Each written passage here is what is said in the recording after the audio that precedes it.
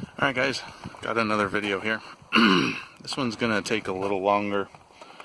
I'm going to go through the process of disassembling the front brakes on this 91 Explorer.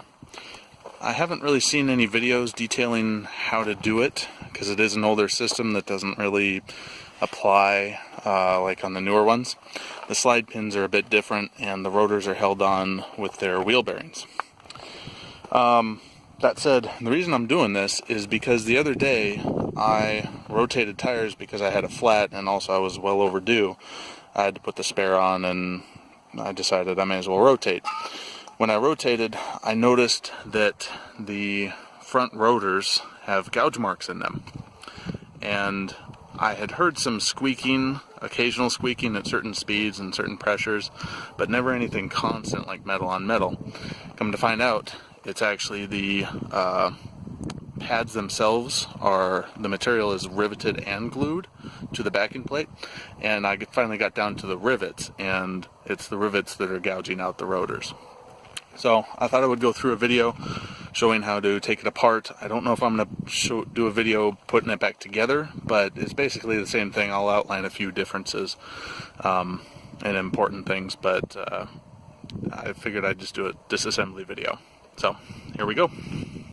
One quick thing before we dig into it though, in case you're a novice or you're just starting to learn and you want to start tackling brake jobs yourself, one quick way that you can determine if you need to do a brake job or not is to just do a visual inspection. And I know that gets a lot of crap, but you can get away with it most of the time.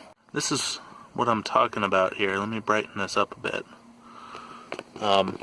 You can see inside there that there's ridges on the rotor itself. And if you stick your hand in there enough, you can feel the ridges. And what you want to look for is you want to look for something smooth. Let me show you an example over here. These are the brakes on my 94. I figured I would do a dry run on them just to kind of refresh my memory, because it's been a while since I've been in there.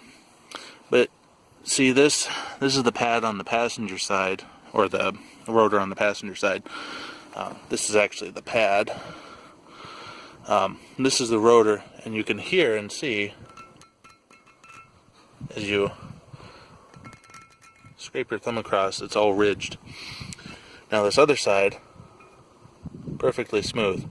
You don't hear anything. Smoothness is what you want. And if you have a lot of this going on, that means it was metal on metal. At some point in the past, somebody just threw pads on this because it got down to metal. But what happens is when all the friction material, this thinner piece here, gets worn down to the backing plate, it's metal on metal, and it's no good at that point. You generally have to have those turned or flat out replaced. But oftentimes you can see those kind of marks if you just look inside the wheel and inspect the rotor. You can't do that on all wheels and you can't do that on all vehicles, but in my case you absolutely can. You can see the marks in there, and I'll show you a better example when I get it off.